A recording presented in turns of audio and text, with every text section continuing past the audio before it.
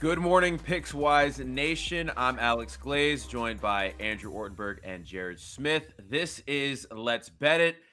All right, boys, a lot to navigate today. Sunday, week 15. Good morning, COVID Pickswise situations Nation. going I'm on. Alex Big Glaze, numbers. joined by We gotta Andrew Ortenberg navigate and Jared here. How are Smith. we This feeling is on Let's this Bet Sunday It. morning?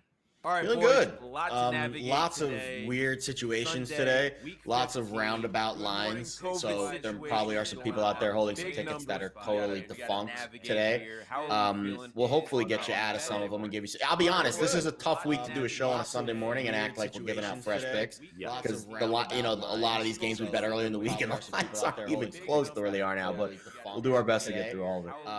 We'll hopefully A lot get of you out numbers some of them and give you- changing, I'll and be honest. I This mean, is a I would tough week assume to that do a the show games we're on going a to talk Sunday about, they're all going morning to and happen at this point, right? Like you can't postpone a game on Sunday morning. So I mean, we're hoping that all the games actually happen. But before we get into today's show, we got to remind you guys to subscribe to the Pickswise YouTube channel and make sure that you are following us and download the app. It's available on the App Store and in Google Play. And of course, gamble responsibly. If you have any issues, be sure to call 1-800-GAMBLER. On today's show, we're going to get into some NFL games. Of course, we are going to be checking the chat, answering any of your questions you have for today, whether it's about, games, life, maybe some fantasy advice. If you're still playing fantasy, me personally, I had to delete the fantasy app last week. I didn't even put myself through paying attention. I just knew I was at last place, so I deleted the app. But if you have any fantasy questions, be sure to throw that in there as well. And then we're going to finish things off with our plays of the day. So without further ado, let's get to it. Let's bet it. And let's start with a game that's very interesting to me. Let's go to Pittsburgh. Titans at Steelers. That line has been moving around a lot. The Steelers now laying, I believe, 1 point. That line has been flipping back and forth. The Steelers 2-0 as home dogs. This is a spot where Mike Tomlin thrives. He's not a dog anymore, but I actually got it earlier in the week when he was catching 1.5 points, and actually I teased that up to 7.5. So I'm loving that right now. But how are you guys feeling about the Steelers Titans game? I feel like this is the perfect Mike Tomlin spot where it's going to be ugly. Nobody's going to want to watch this game. It could be like a 9-6 win or something like that. But this feels like a good spot for the Steelers. Andrew, what do you got here, bud? I don't have anything on the side of the total. I leaned over early in the week. Now I've missed that. I leaned over when it was like 41, 40.5. Didn't bet it. It's up to 43.5. Not going to bet it there. I get why the line is flipped. I think there's definitely been some prospective money coming in on the Steelers. And I get the thinking behind it totally. I think Tennessee is a little bit fraudulent. I thought the Steelers are fraud. These are two teams that I think both of them are a bit fraudulent. That's why I don't really like a ton on it. Came on here a few weeks ago, caught some flack on it on Twitter, said the Steelers were one of the worst teams in the league when they were 5-3-1. I think a few people have started to come around to my point of view the past couple of weeks. I do like a prop here. I took the under on Roethlisberger's 260.5 passing yards. I think that if you look at Roethlisberger's recent games, I think it's so high because he's gone over that total a few times, but the games he's gone over that total are games where the Steelers have been playing from huge deficits and they've been chucking the ball in the second half. Like, for example, went over that total against the Vikings again when they got down 29-0, and he went over that, and barely. He got to 273 against the Chargers when they were down massive amounts against the Chargers and had that late charge. And after all that, he had 273 on 44 attempts. The week before that, he had 205. Like the only games he's really gone over that, like again, he had 318 when they lost by double digits to the Bengals back in week 3. So if you think that the Steelers are going to do decently today, which the line movement and everything suggests, and I think they will, I don't think they're going to get blown out today, which is why I like the under. On all the games where they've kind of been leading or tied or right around there, Roethlisberger has come in well under 260. So that's why I think that under Roethlisberger makes a lot of sense. Jared, I want to ask you a question, kind of Sure. related to this game, but also bigger picture here. When you look at the AFC North, because I think the North is wide open, I wouldn't be laying money with the Ravens right now. I've been saying Bengals for a couple weeks, but it just seems like this is going to come down to which team is healthier. And because this is going to be sorted out over the next 3 weeks. Do you like the Steelers right now at plus 1,500? Because if they can win today and maybe figure things out, I think it's going to come down to Ravens Steelers in the last week, right? Plus 1,500 seems like there's a lot of value. It might. I mean, I think Cleveland's got a chance today to kind of, put a little bit of, I guess it wouldn't be today. It would be, what is it, Tuesday. Whenever they play. Yeah. Now that they're going to probably have a lot of their guys back for that game against the Raiders team that I think is pretty down. I think Cleveland has a chance, and Cincinnati too. I'll be honest. I cashed out my Bengals futures in this division for a slight gain. I bought in at 4-1, like back in November, and I cashed out. And the Bengals were like plus 260, and sometimes they'll take another vig from you when you cash out your bet. But you move the number that much, you get a little bit of value coming back in your direction. And my thinking with this division is, you're right. All 4 teams can win it.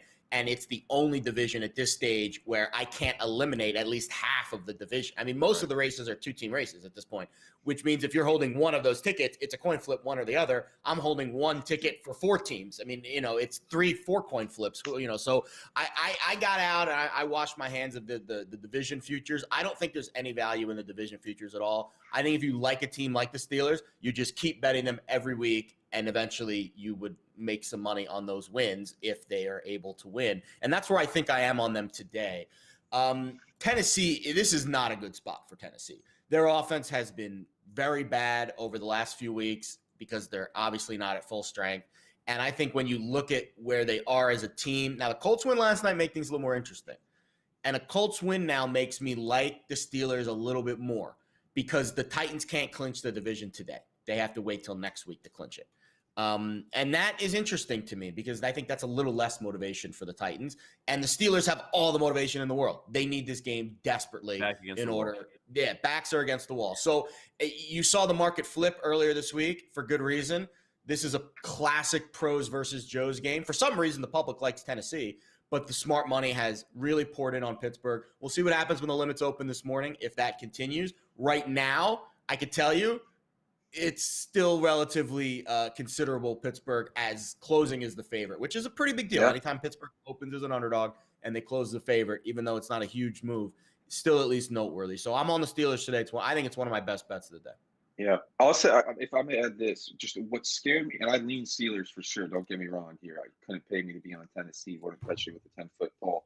The one thing that stopped me from betting the Steelers is just as bad as this Titans offense has been, I still don't think people are talking enough about how bad the Steelers defense has been. Again, I said this on the show before their Chargers game. I said, I think this defense is one of the worst in the league, and they're coasting on reputation. I had a dude come at me on Twitter say, what do you mean they're coasting on reputation? Since that point, they've now given up at least 36 points in 3 of their past 4. They got absolutely ran over by Joe Mixon. I think he had 160 yards. They got ran over by Dalvin Cook for over 200 yards in his first game back from the shoulder injury. So I would be a little scared about maybe this Titans run game with Donta Foreman even can have some success here. That's what scared me away is basically I just think that the Steelers, I mean, they're getting gashed on the ground by just about everybody. Obviously, that's what Tennessee wants to do. So that's what scared me. That being said, Ryan Tannehill on the road, Hinesfield, I don't really see it. But that's what scared me. We got a question in the chat kind of related to what you're saying. Is Watt playing? I saw that Watt's going to give it a go. He said that. And Hayden and Alex. That's the big thing. A little pushback for you, Andrew, would be I don't think that Steelers defense has been healthy for a long time. Hayden's been out. Yeah. Watt's been in and out. Fitzpatrick was out for a little bit. It's just they haven't been healthy because those are 3 guys that I think are game changers. Hayden's still getting it done at however old he is. I mean, somehow he's still running step for step with receivers, but I mean, which is incredible. And he's all those guys going to play this week. Hayden, Highsmith, and Watt. Yep, I mean, I'll be honest, and I think Big Ben showed me something last Thursday night. I don't want to beat this horse too much because we're going to go all in on Steelers. We'll give away our end of the show, but I do think that game, he gets a 10-day break. The Titans again they sleptwalk through that. Who needs a 10-day break more than Big Ben? I mean, nobody.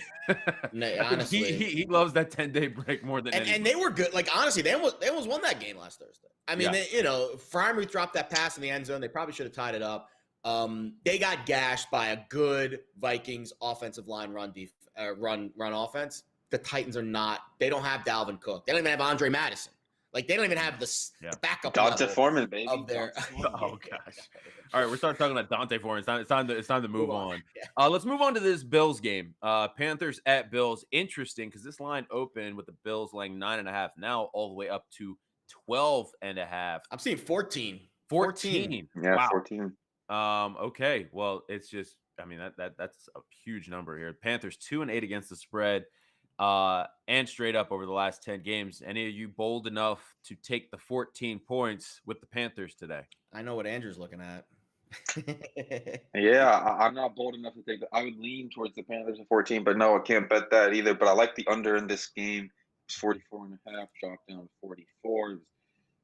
I've been on this kind of banging this drum that the Bills' offense is overrated. I don't think that. Yeah, they had a big second half against the Bucs. Again, the Bucs still aren't great in the secondary, and the Bills didn't get anything going until they were down 3 touchdowns last week. I don't think that's going to be the case here. So I think that the Bills, obviously, as 14-point favorites, are probably going to be winning this game. So I think they're not going to be slinging all over in the second half trying to catch up like they were last week. So I think, and this game's in Buffalo outdoors. And I mean, the Panthers, man.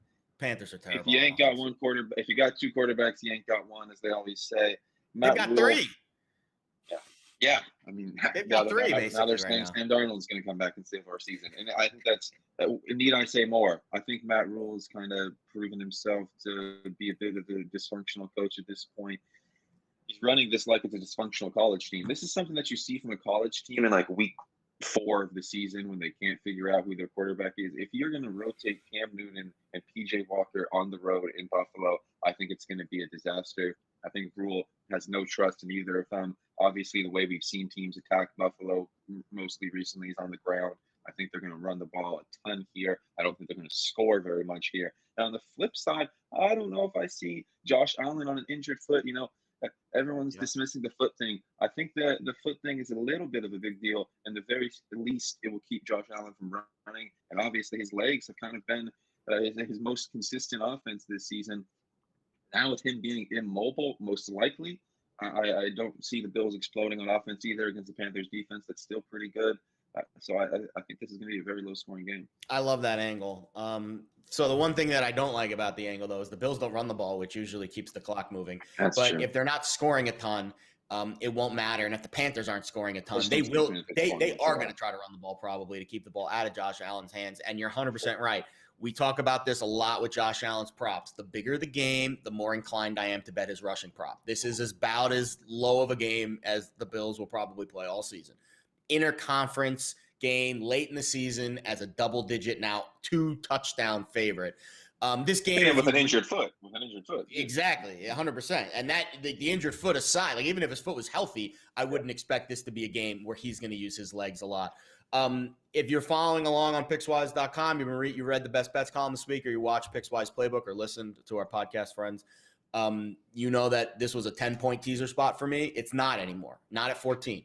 Does not make any sense to move from 14 to 4. If you haven't bet the 10-point teaser yet and you waited and now it's through 12.5 to 13, 14, don't bet this game. Tail AO's under. If it gets back down to 13, then it goes back into 10-point teaser territory from 13 to 10, or from 13 to 3, excuse me. But right now, obviously I'm sitting on my ticket, so I feel good about the movement, but I would not insert this into a 10-point teaser this morning, which is what I was able to do a little earlier in the week when it was under 13. Let's move on to the other big game in the 1 o'clock slate. Jets, Dolphins, the game everyone wants to talk about. Who's laying 9 points with the Jets today? Or is it 10 points? Whatever it is. Who's 10.5 on DraftKings 10.5 now if you want to take the Dolphins. Ayo, you laying 10.5 points with the Jets? Well, I'm certainly not laying it. No, taking points. Excuse me, taking. Are you laying 10.5 points with the Dolphins? That's the better. I mean, that's a great question. Hell no. I'm not. I mean, look, it's not like the Jets are a very good team. Don't get me wrong, but look who the Dolphins have beat during this 5-game win streak. You know, it's been a nice story. They started 1-7, now they're 6-7. But I mean, look at who they've beaten. They've beaten the Texans, then a Ravens team that, in my opinion, is kind of spiraling and starting to become a part of the seams, and the Jets, the Panthers, and the Giants. I mean, so 4 of those teams are Texans, Jets, Panthers, Giants, and the Giants with Mike Glennon, mind you. That might be 4 of the 5 or 6 worst teams in the league playing right now in terms of how they play. Plus, then the Ravens at home in prime time in the game where the Ravens are also spiraling. They haven't beat anybody. And even the Jets in the first meeting, they won by 7. That was with Joe Flacco randomly inserted into the lineup at quarterback, and the game was tied after the first 3 quarters. Yeah. So I certainly wouldn't lay double digits with the Dolphins. And Jalen Waddle's out for the Dolphins. And That's obviously he's big. been massive for them. That's Yeah. big. Yeah, So that's huge. I don't know if I can bring. I'm considering it now. 10.5. It's really tempting. I don't think I can get there on the Jets, but I do like a prop in this game as well. I like Mike Gesicki over 46.5. I think there's a few things that point in Gesicki's favor. One, the Jets linebackers are absolutely awful. Everybody who plays the Jets is kind of going right at their linebackers. I think C.J. Mosley, one of the Jets linebackers, even acknowledged that and said everybody's coming right at us. Gesicki, obviously, I think is going to feast on those weak linebackers. Last week, he had 7 catches and 11 targets. That was with Jalen Waddle in the lineup. Gesicki, his total is 46.5, at least when I bet it last night. I haven't checked again this morning. He's gotten to at least 46 yards in 8 of his past 11 games. And now he's playing a team with very weak linebackers at home, good weather, and without Jalen Waddle, who has been really high volume. Like Jalen Waddle has at least 8 catches each of the last 3 games. Like, that is a lot of production to replace. Yeah. And Gesicki already got 11 targets last game. He's gotten to 46 yards in 8 of 11. So I think 46.5 is somewhat conservative for Gesicki here. I'm going over. His volume should be off the charts. All right, Jared. Andrew's kind of convinced me. I might have to add the Jets to the card today. The Jets on your card today? I haven't even bet the Jets. I think the Jets might have to make the Jets might make it to my card today just because I heard that Waddle news. The Waddle news is big. Gaskin and Ahmed are back. The running game will be pretty significant, I think, for the Dolphins today. I think play action with Gesicki over the middle will be pretty significant for the Dolphins today. The reason that I have a heavy liability on the Dolphins in the teaser markets. So I did a 1.5 point teaser. Now, this is why betting early in the week can be very favorable. Betting early in the week, we know with COVID can be a little bit of a shit show, for lack of a better word, especially this week. But with favorites that are significant favorites, 8 to 9 point favorites, what we're seeing with the sports books, very early in the week, they will go from 8.5 to 9.5. They'll just blow right through 9 because that teaser protection number is very prevalent. So early in the week when it was Dolphins 8.5, I loaded up on Dolphins teasers. I did a round robin with the Steelers and the Niners, meaning you pair all 3 of those legs together in different combinations. And then I did a separate big boy teaser, 1.5 units, Packers, Dolphins. So I have like 3 total teasers tied to the Dolphins at -2.5. That makes me a little nervous with just overall exposure. So if you are following along the picks as I send them out, the best bets and all the card and all that stuff, on Playbook and the stuff on Pickswise.com, and you're heavily invested in Dolphins teaser legs like I am, I don't think it's a bad idea to add the Jets plus 10.5. That being said, who the hell is Zach Wilson throwing the ball to? Last week, they couldn't move the ball at all against the Saints defense, which was really maligned. They got healthy. The Dolphins defense has been playing great, especially at home. They're actually the best home defense in the league, according to opponent yards per play, lowest in the league allowed at home this year. And that makes sense. South Beach factor can be a thing sometimes. Those teams go down there, especially the Jets, don't have anything to play for, go out to LIV on Saturday night or whatever the heck they want to do. Maybe a little different now because of the COVID rules. But there's no COVID rules in Florida. No COVID. There you go. In years past, going to Miami late in the year with a team that has nothing to play for sometimes can be a little bit, they call it the South Beach flu sometimes. So that might factor into this game too. But I'm seeing some really underground sharp money come in on the Jets at 10.5. So I am going to take a slice of the Jets at 10.5. I really like Andrew's Gesicki prop as well because I think he's the guy that's going to exploit this Jets defense. But who the hell is Zach Wilson throwing the ball to? I don't understand how, and the offensive line's banged up. Fant's not going to play. They're out. They're both left tackles now because Becton's been on the IL or the IR forever and he can't come back. So the Jets are a disaster. But if you're exposed to the Dolphins in the teaser market like I am, it makes sense to come back at 10.5 here because the number's favorable. Alex, if you want one more thing, again, I say this as someone who has not bet the Jets, but if anyone's looking for another reason to bet the Jets, I thought it was interesting. I do think the Dolphins defense is being a bit overrated.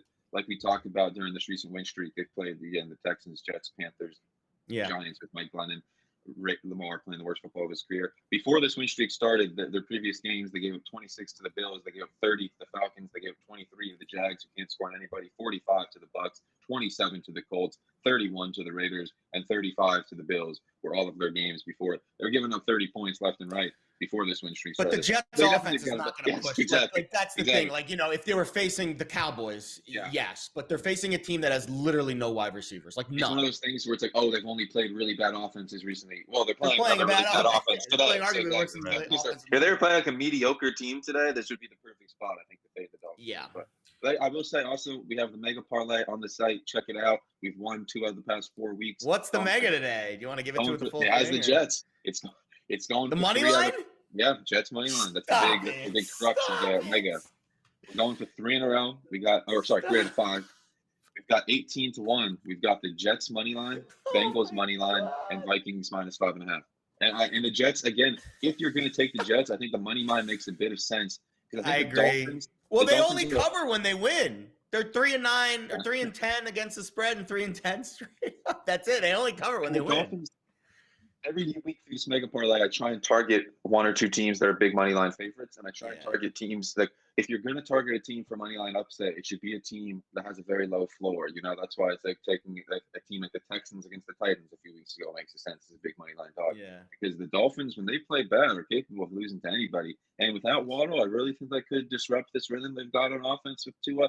So again, the Jets might get smoked by 25. I see a very plausible scenario where the Jets come out and pull the upset. So that's why the mega is Jets, Bengals, and then Vikings -5.5. Now I gotta bet the goddamn Jets. Let's do it. God Let's damn squad Andrew. ride. Squad ride on the Jets. Let's go. God damn it, Andrew. Let's go. Let's go. Need to bet Let's the move Jets on though this week. to another team we're all dying to talk about. Let's talk about the Giants. Cowboys at Giants. Dallas. It was 10.5. Now I believe 11.5. 11.5. But Yeah. we got a question in the chat here. I'm gonna throw this to you, AO, because I see you're on the under. Someone's asking, do you like the under in the Cowboys Giants game? So sell the people on the under. Well, yes, I do like the under. I wouldn't want it any other way. 47.5. I was on the under in the Cowboys Washington game last week. Thankfully, it ended up cashing. It almost turned into a disaster there with the Holcomb pick 6 at the end. We got there still. And I like it again this week. I think, the total's only a few points lower, and I think we've seen that the Cowboys offense is out of sync right now, and the Cowboys defense, on the other hand, is peaking. It's like everyone has this perception of the Cowboys right now. I think if you were to somehow gauge the general temperature of the betting public, I would think that they think that the Dallas offense is in like a pretty good spot right now. The Cowboys are 9-4, etc. But the Cowboys offense is in a very, very bad spot, if you ask me. Last week, even against a very banged up Washington defense. Cowboys put up 27 points. Well, they got the Heineke strip sack fumble return touchdown with Micah Parsons. Dak Prescott averaged 5.4 yards per attempt. He had 211 yards on 39 attempts. He took 4 sacks. He threw 2 interceptions against Washington. And the Cowboys' ground game averaged 3.5 yards per carry. Ezekiel Elliott didn't do anything. So I think the Cowboys' offense is in a pretty bad spot. I mean, a few weeks ago, remember, they scored 9 points against the Chiefs. The week before this game against Washington, they played the Saints again. It says the scoreboard says they scored 27, but I mean, Dak averaged 6.0 yards per attempt in that one. Dak, I don't think is fully 100% healthy. Now it's going on the road for a division game, rivalry game. The Giants defense I've been bullish on. I've been higher on than most. And the Giants offense right now, Mike Glennon. It's like, on the flip side, the reason the Cowboys are winning games is because of their defense right now, not because of their offense. Over the past handful of weeks, the Cowboys have like one of, if not the most efficient defense in the league, and they're playing Mike Glennon. When we saw them just absolutely dominate Tyler Heineke, a Washington offense that had been playing pretty well, Pretty good. to get literally nothing going in the first couple of quarters against Dallas. I think it was in like the third quarter that Heineke had completed a few passes. It was ugly. I don't see why it won't be ugly here with Mike Glennon. In Mike Glennon's past couple starts, they scored 9 points against the Dolphins. And then last week, they scored 21 against the Chargers, but that's because they were down by 30. They scored twice in like the final minute, recovered an onside kick, and had another garbage time touchdown that kind of ran up the score there. And then the week before that, they scored 13 against Philly. So I really don't see New York scoring much at all. I think Dallas's offense is in a bit of disarray. Giants defense, I'm still a little higher on. They got beat by Justin Herbert last week. So be it. But, yeah, I'm in. I'm in, AO. You just convinced me. I just locked in 44.5 MGM during that little diatribe of yours, because I agree 100%. I teased the Giants, I teased the Cowboys down to 1 in my 10-point teaser this week. I'm going to start calling it the mega teaser. You got the mega parlay. I'm going to start calling it the mega tease, the 10-pointer. Mike Glennon is 6-29 straight up in his career as a starting quarterback in the NFL. And almost did a you work on those spit takes in acting class, AO. You almost did a spit take there, but he's brutal. He's 13-22 against the spread as a starter, which is a little better, I guess, but still in the 30s, 40% range. I don't think there's any way you can trust anything Giants related here. I like AO's angle with the under. Favorites tend to kind of lean in that direction. High spread, low total game. If you think the favorite's a good, if the favorite's a solid favorite in a low total game, then the game should skew under. And I'll be honest, I don't think there's any angle that you could give me that wants to back this Giants team right now. MetLife Stadium today, they're going to revolt. They're giving away a free medium soda to all season ticket holders, but there's a catch. A medium soda. So all the PSLs, all the bullshit you've dealt with the Giants over the last few years, you get but how about this? How about this, the kicker? It's not even per person season ticket holder. It's the account. So if a father bringing his 3 kids to the game has a season ticket holder account, you get 1 soda.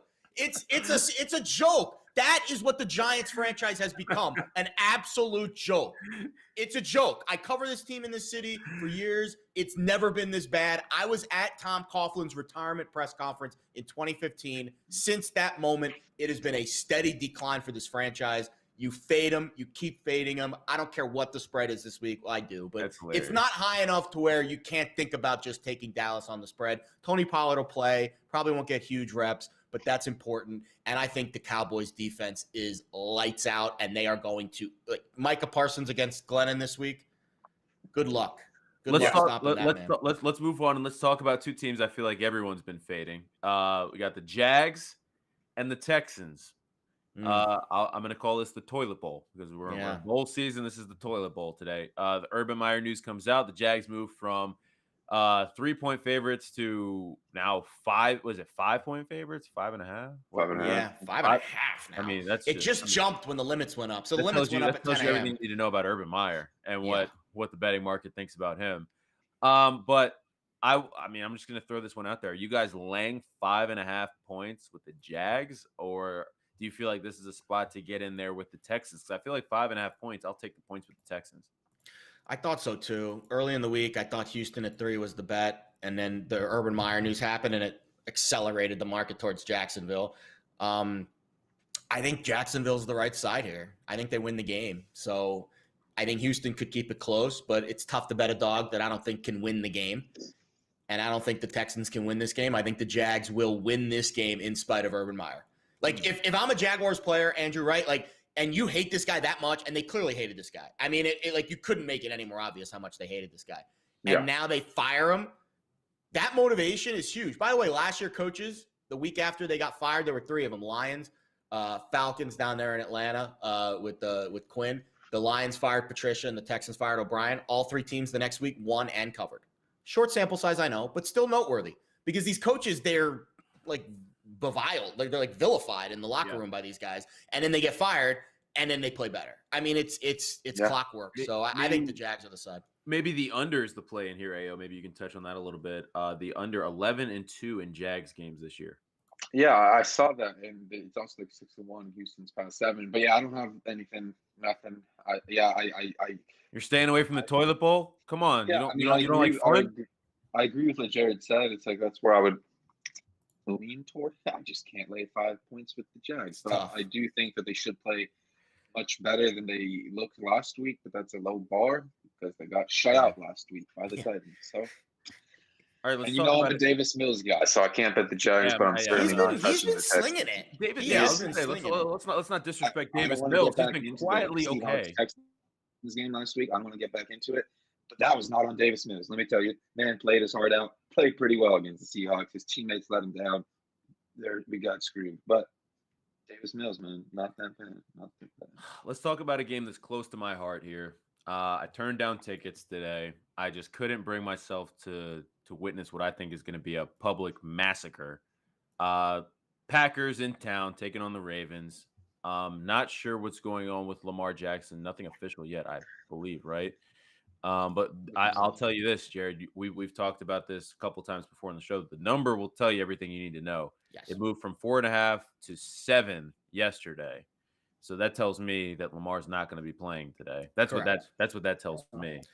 I mean, 7 points. Honestly, Huntley's been playing well. I actually don't mind Huntley playing. I actually think he gives the Ravens a pretty good shot to cover that number. I think 7 points might be a little too rich, but I'm a fan. You tell me what I'm thinking. And I'm looking at the chat here. Our producer's saying that it's a long shot if he plays, according to Diana Rossini. So he's not playing. I don't He think wasn't playing early in the week.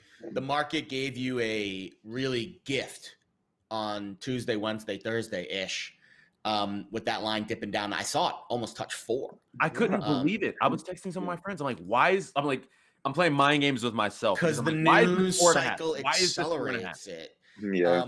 So we told you early in the show, my Dolphins big boy teaser, the Packers, the second the lines came out on Sunday night, and I saw 7 with the Packers last Sunday night, I was like, this line is if Lamar Jackson does not play in this game, there is no way this line closes south of 7. It probably closes 7. I think this line closes 7.5. I do, once we get to 425, and he's officially announced out of 7.5, 8, probably somewhere in that range.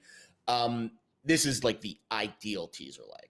I just the rate. So let's game script this out. Like, even if Tyler Huntley does play well and the Packers are maybe behind in this game, it's still Aaron Rodgers against, I would say, the worst secondary in the league right now. Definitely the most injured.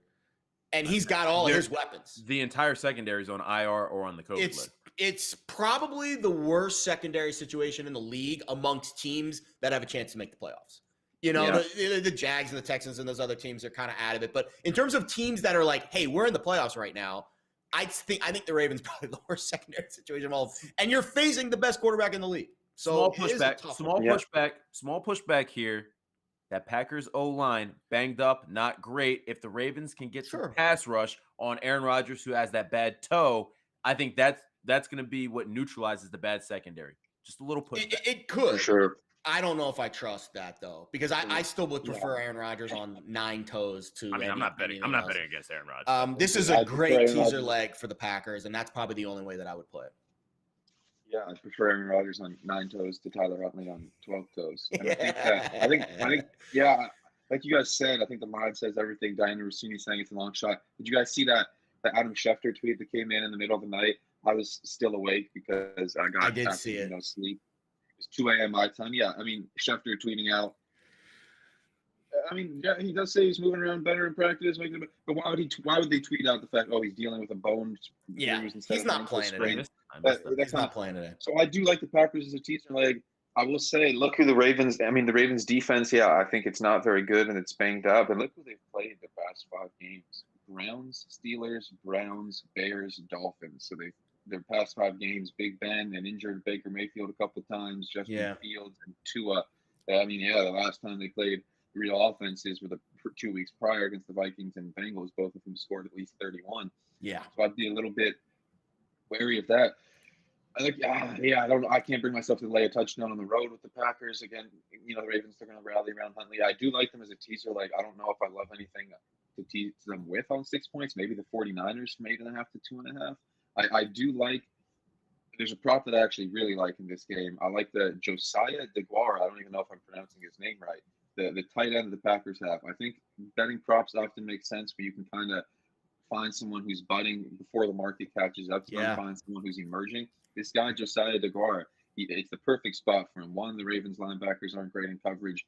They've been giving up a lot of receptions to tight ends. The Packers are kind of team that not every team likes to take advantage of those matchups. Like, when I see the opponent allowed to tight ends and running backs, I bet it when there's a coach and a quarterback on the other side who is specifically going to be looking at those same things and looking for matchups to take advantage of.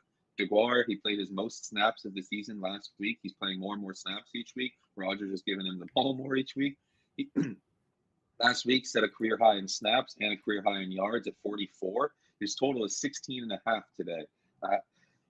He's caught at least 2 passes in every game since Tanyan went down. And ever since Tanyan got hurt, they've kind of just been increasing this guy, Josiah DeGuara's role a little bit each week. He's a guy who was a rookie last year. His whole rookie season pretty much was lost to injury, only played 2 games. But he was a 3rd-round pick, someone they liked, and he's starting to creep up his role. So I think this is the last week or 2, you're going to see his line set this low because I think he's going to go over 16.5 relatively easily.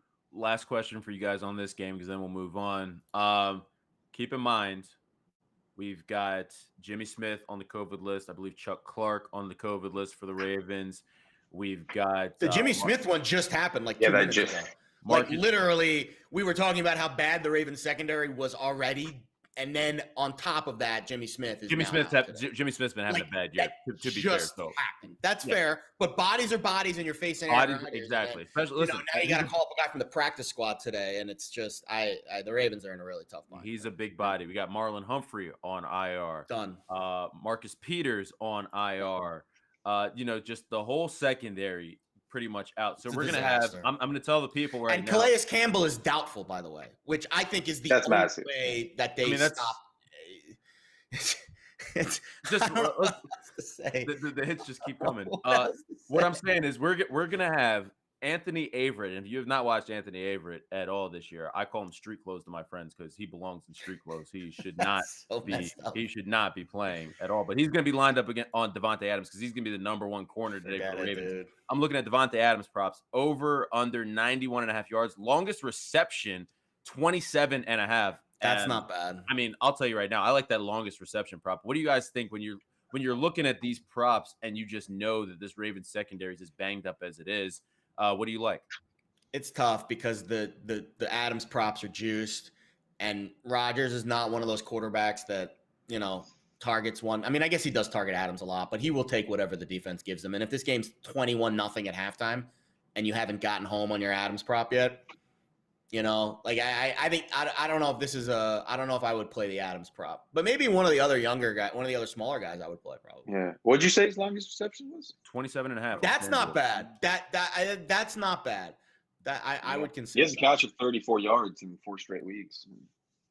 Pretty good. Yeah, that's the one I would consider. I think the longest reception props actually are good value with the stars. All right, let's move on to another big game in the AFC North. We got Bengals on the road at the Broncos. This is one of my favorite games of the week. Ayo, I know you feel the same. Bengals plus 230 to win the division. I think that's I liked it at 4-1 plus 230 might be. I mean, I might look at the Steelers there, but Trey Hendrickson ruled out. That's obviously big for the Bengals, but I'm still liking the Bengals catching the points here against, I think, maybe a little overrated Broncos defense. They haven't really played anybody. Everyone's talking about how good this Broncos defense is. I think they're a little iffy. What do you think, Ayo? Yeah, I mean, I'm on the usually I don't like to be in this spot. I'm on the opposite side of the respected money, which has been coming in on the Broncos for sure. I understand it. I like the rationale is, the Bengals coming on the road. They're really banged up. I think this is mostly just a fade of the Bengals. They're still without Logan Wilson. They're without the guys you mentioned. Chidobe Awuzie in the secondary who's been playing really well is also out. But it's not like Denver's 100% either. I keep hearing from a lot of people I respect when talking about the Bengals injuries. The Broncos have a couple of big ones on defense from last week too. Kenny Young and Draymond Jones. Kenny Young, who they traded for inside linebacker, has been huge. If people remember, the Broncos were getting gashed on the ground a handful of weeks ago when their linebackers were just dropping like flies. Then they traded for Kenny Young from the Rams to kind of stabilize the situation. He's been starting at inside backer, every down player ever since. Now he's out. It wouldn't surprise me if their run defense regressed back to the unit that, again, was getting just gashed. I mean, remember that Thursday night game where the Browns had Keenum at quarterback and Dearness Johnson running back, and they just ran all over the Broncos. So I think Joe Mixon could get back going here. 3 points is just a lot considering that the Bengals were favorites on the look-ahead line just last week. This game had been played last week. The Bengals were going to be favorites here. Now they're a 3-point dog just because Denver goes out and looks good and beats the crap out of a really shorthanded Lions team. Meanwhile, the Bengals lose in overtime to a surging 49ers team in a game where the Bengals, they muffed 2 punts. They caught a bunch of unlucky breaks in that 49ers game. And now just because of that 1 week, this line has shifted that dramatically. It's like the week before, the Broncos were scoring 9 points against the Chiefs. I'm just not a Broncos guy. Teddy Bridgewater's numbers, I think, look a lot better than how he's actually played. I think that there's a lot of noise in his numbers. He's put up some good numbers when the Broncos have placed these bottom-feeding teams like the Giants, Jags, Jets, Lions, and every time he's really been tested, he's kind of failed those tests. That's why I lean towards, I like the Bengals, but the line. I bet the Broncos one time this year, and it was in that Chargers game. I think I hit that. I'm out on the Broncos. I think that was the one hitter, and then I'm done with them. Jared, what do you think when you're looking at this game before we move on? Yeah, huge line flip here. So I get asked this all the time when you wake up. Last night it was -1. You wake up the next morning +1. That's not a very significant move. The probabilities of a team winning a game from a -1 to a +1 isn't that big of a shift. +3 to -3, which is what Denver moved this week. Big move. Hits those two key numbers right on the nose. Looks like this is going to close right around 3 again. We still got a few hours till game time, but now that the limits have been open since 10 a.m., my board's been lighting up, and I haven't seen that significant buyback on the Bengals yet at 3. My guess is somebody smart will take the Bengals at 3, and this will probably close at 2.5. If it doesn't, if this keeps moving in Denver's favor and it goes to 3.5 on Denver, then something is up. Maybe a sharp caught wind of Joe Burrow's fingers acting up. Yeah, that could be that. Because from a line to go from 3 to 3 with no major injury news, and I know AO mentioned a couple defensive players for the Broncos, but those guys were out on Sunday when the line reopened, and it still, continued to shift. So it's not like it was new, fresh news. And those guys aren't moving the line 6 points. No, they're definitely not. This was smart money strategically from the opener last Sunday, all week long, steady, sharp money until now, and I haven't seen the buyback yet. In terms of the handicap for this game, the Broncos are spunky at home, and there's not a lot of home field advantages left in the NFL. I put the Chiefs in there. I put maybe the Packers on a snowy day at Lambeau, but this game at altitude, I think this is Joe Burrow's first time maybe even ever playing at altitude. I don't know if he played at Denver last year. Maybe they did. I don't think they did. I wouldn't imagine that they did. But if they haven't, I know he certainly didn't play any altitude games at LSU. So that's, something to consider, especially with that finger. You just never know. Yeah. But the value here, I say, is getting the 3 with Cincinnati, considering how much this line moved. But it's a no play for me officially. Let's move on to the Kyle Shanahan revenge game here. We got the Falcons at Niners. This is another one. The line's been moving. San Fran opened up 7-point favorites, now around 9. Jared, I see you like this as a potential teaser spot. Yeah, great teaser spot. 8.5 now, getting San Francisco down to under a field goal. Love that spot. It's not a very complicated handicap. Atlanta's really bad. The Niners are great running the ball. Deebo Samuel looked average last week. I would hope he's a week healthier. And if nobody can guard George Kittle, period, end of story. No one on the Bengals defense could guard him. Nobody the Seahawks defense could guard him. I don't think anyone on the Falcons defense can guard him because they're worse than those other 2 defenses that I just mentioned. So I just don't see how Atlanta's stopping the Niners. Is the back door going to be open in this game? The Niners defense has looked a little suspect. They've got some injuries in the secondary. Sure, that's why you don't lay the full 9. But you move this down to a field goal. I don't see the Niners losing this game. So if they win it, I feel good about my teaser leg. That's probably the only way I would play this. Although I did see someone just put one of prop bettors that I trust just put like $10 on Deebo Samuel to have the most receiving yards this week at like 40-1, which is an intriguing bet. But I think Deebo has a big game. I think the Niners win. We got George Kittle receiving prop right now, 70.5 yards, and Deebo Samuel 42.5 yards. I take the over on Deebo. Longest reception for Kittle, 23.5. Longest reception for Deebo, 18.5. Yeah, I mean, I think the Falcons props are probably better value bets because they're 9-point dogs. And they are going to move the ball in this game. Arthur Smith has done a good job as the offensive coordinator. They've looked better of late on offense, especially since that Pats. I mean, their offense is Cordarrelle Patterson. That's their whole offense. And Kyle Pitts. Pitts has had a decent rookie year. He's had a under-the-radar rookie year because the Falcons have been so bad. Yeah. I love the Falcons because, I have Falcons like 200-something to 1 to win the Super Bowl. So go Falcons. You're not going to win that bet, unfortunately. The Falcons are my favorite team right now because usually I hate these teams that I feel like are getting kind of lucky, but at least I find it endearing because I like the Falcons. They're 6-7 with like a minus 108 point differential. I don't know if I've seen something quite that staggering. They're hovering around 500. They've got one of the worst point differentials in the league. So I tip my cap. That's impressive. That also probably means there's some regression coming. I think that the Niners make a lot of sense as a teaser line. Yeah. And if we look at the last time Matt Ryan faced Kyle Shanahan, I was just looking it up. Obviously, it's the old mentee-mentor situation.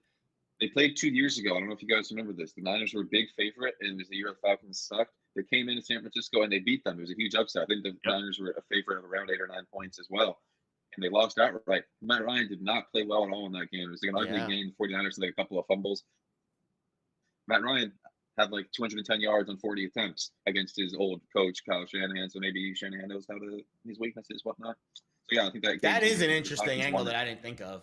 The Kyle Shanahan revenge factor. I mean, it's not really revenge. It's the Kyle Shanahan. But he knows, he knows Matt Ryan. I mean, and last time they played each other, I Matt like Ryan that did angle. Not play well. So I like that angle a lot. So he's ready to get up for this game. Yeah. An interesting game for me. Let's stay in the South a little bit. Saints at Bucs. The Bucs laying 11.5 points. I mean, I don't need to go on. I mean, we all know how dominant the Bucs have been at home this year. Are you gonna lay 11.5 points in a division game? That's a lot. I wouldn't mind it. Honestly, this is the one game I mean, it's the Bucs, it's Tom, but 11.5 points in the division. Here's why. This is the one reason that I'd be willing to lay with Tampa Bay this week. 1 year ago, these teams played. It was either Monday night or Sunday night. I forget which night game it was. And I think the Bucs lost by 40. Like, it was ugly. It was ugly. Now, the Tampa Bay did get their revenge in the playoffs. But, Tom, it's like the MJ meme, and I took that personally.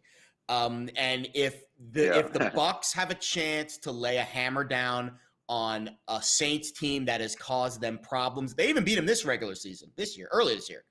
So the last time these teams faced each other, the Saints won. So if there is a hammer to be dropped tonight, I think the Bucs drop it, and they have the offense to drop it against a Saints team that has really, really struggled down the stretch. Like Trevor Siemian, Taysom Hill, I don't care who's back there. It's been ugly. Their defense has been gashed by some average offenses and some good offenses, but I don't see how New Orleans wins this game, and I could see Tampa Bay saying, screw you, Saints, and no Sean Payton either on the sidelines because of COVID. We're gonna drop the hammer tonight. So I could see it. I could see them covering this. Yeah. I mean, shoot, the Sean Payton thing is huge. I mean, as bad as the Saints offense has looked with Sean Payton, I don't want to see how they look like without Sean Payton. The only thing scaring me here is, and I agree with you, it's like for whatever reason, Dennis Allen has seems to have Tom Brady's number a little bit. I know we may have just lost Alex and get him back. I think we did. We can just pontificate about this Bucs Saints game. Let's get keep him back. I think that for whatever reason, Dennis Allen has Tom Brady's number. That's why I think you've seen this total tick down a little bit because the Bucs are getting healthier on defense. I think the total was 47.5 earlier in the week. I would love to bet that now. I wish I could still get that at 45.5. I'm not sure if I can bet it, but I do agree with that move there in the under because the Bucs defense is quietly. Obviously, we saw them pretty much dominate the Bills in the first half last week, and they're getting a bit healthier in the secondary for sure. On the flip side, the Saints offense has looked terrible against everybody that wasn't the Jets recently. It's like they finally kind of broke out last week, and it was against the Jets. Before that, they were doing absolutely nothing with Taysom. He's got the injured finger with no Sean Payton calling plays. That's why I can't touch the Saints for sure.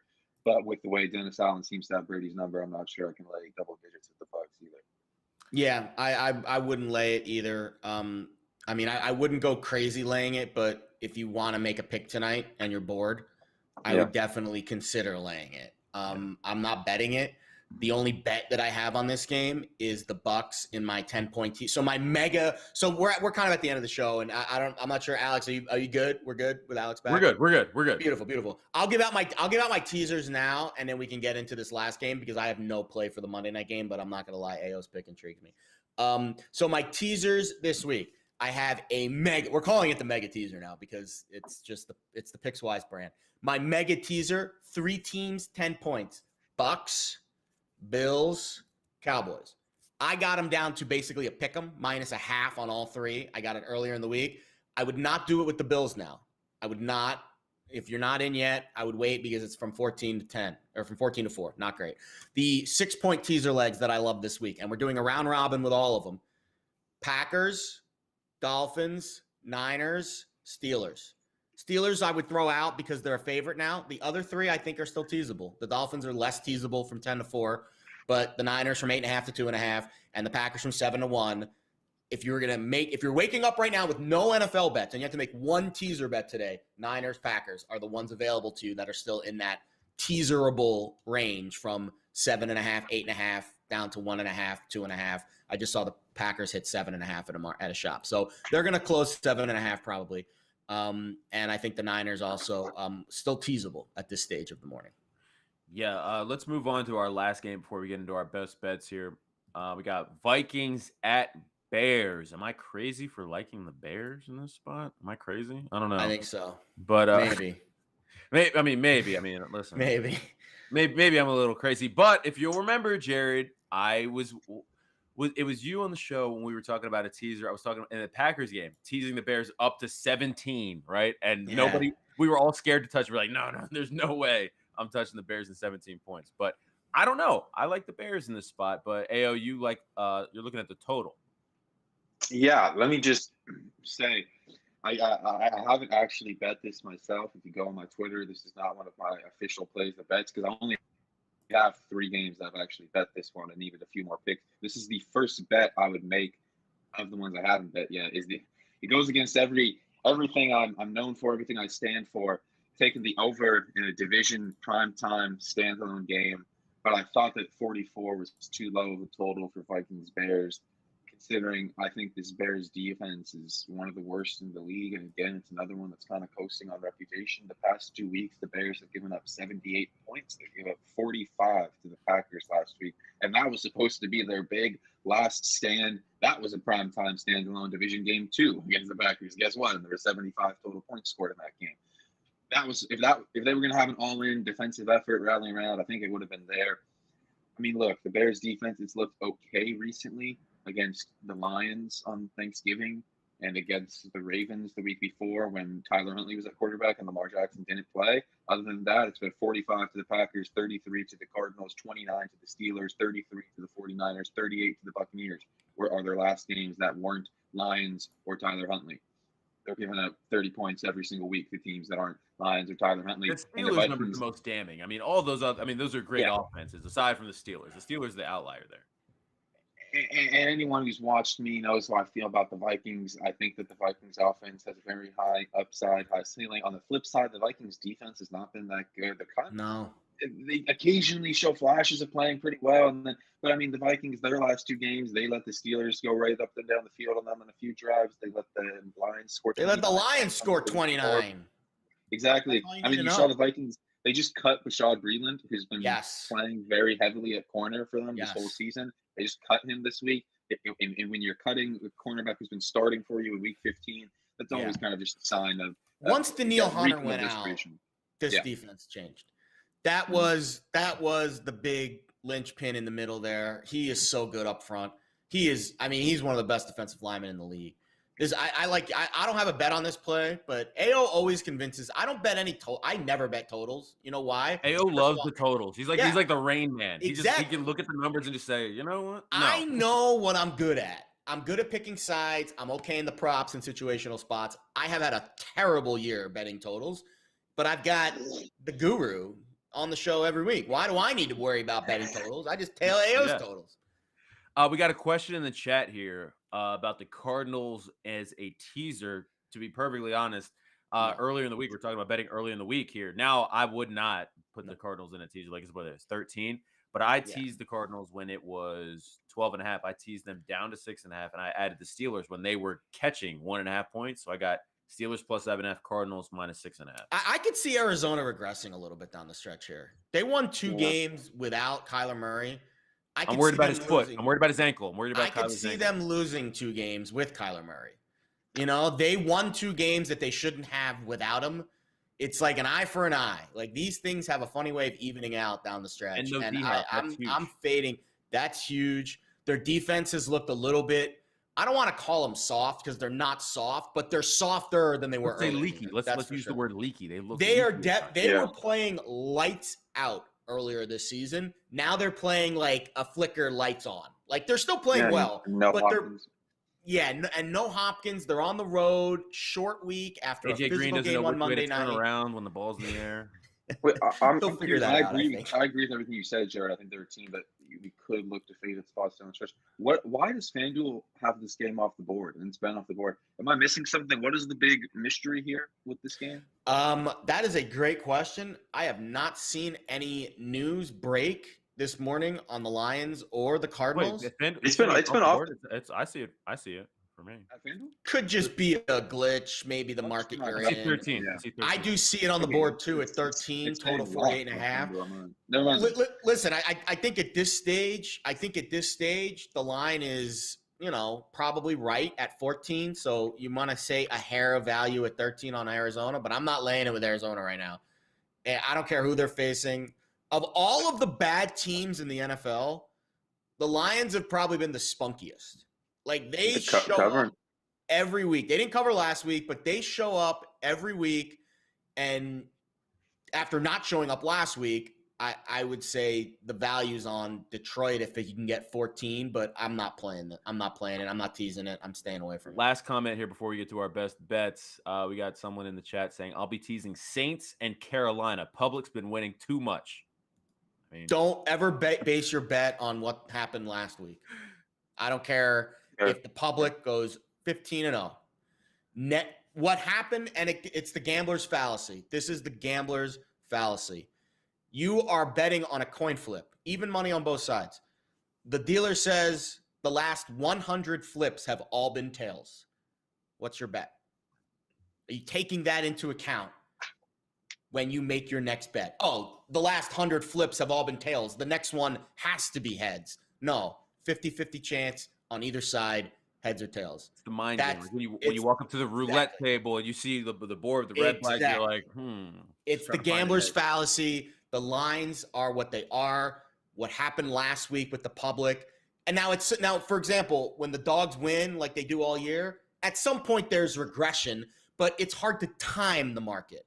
You just keep betting and you keep going through your system, and eventually things will even out. But I would not make a bet just based off of what happened. Also, we've had a lot of short numbers the past couple weeks. These are big numbers this week. We have 4 double-digit favorites at 1 o'clock. Completely different slate here.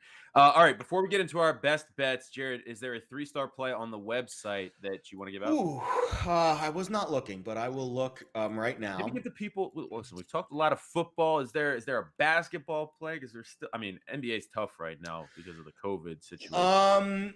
Ricky's on the over in the Falcons-Niners game. Ricky Diamond's great editor, by the way, does great job, does great work for Pickswise.com. Want to make sure to give him a shout out. I publish a lot of my articles every week. He's on the over 45.5 Falcons-Niners. And we got Chris Rivers on the under tomorrow night in Washington, Philly, but no NBA tonight. You want a Tottenham Hotspur bet against Liverpool? Oh yeah. Over 2.5. This game's starting in about 30 minutes. So over 2.5, both teams to score. If you want to mess around with a little Liverpool against little footy. I didn't bet any soccer all weekend because of the COVID. You know people are in here asking for your kick. They love the kick picks, man. But Ian Wilkerson, who I actually haven't talked to yet, I guess he's one of the newer editors of soccer. I haven't seen his picks pop up too much yet. Over 2.5 with Liverpool, actually, money line. Liverpool money line over 2.5 against Hotspur plus 130. Not bad. I wouldn't mind that. All right, AO, give it to us. Your favorite play for today. What you got? I think it's one we already talked about. It's the under in Giants Cowboys is my favorite side or total.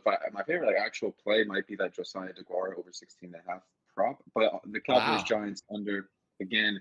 The Cowboys offense has been pretty fraudulent at the times. They've put up decent numbers recently. Again, they scored 27 last week, and it was a game where Dak threw 2 interceptions, including a pick 6, took 4 sacks, and averaged 5.4 yards per attempt. The Cowboys offense only scored because Washington's offense was playing so bad and kept setting them up.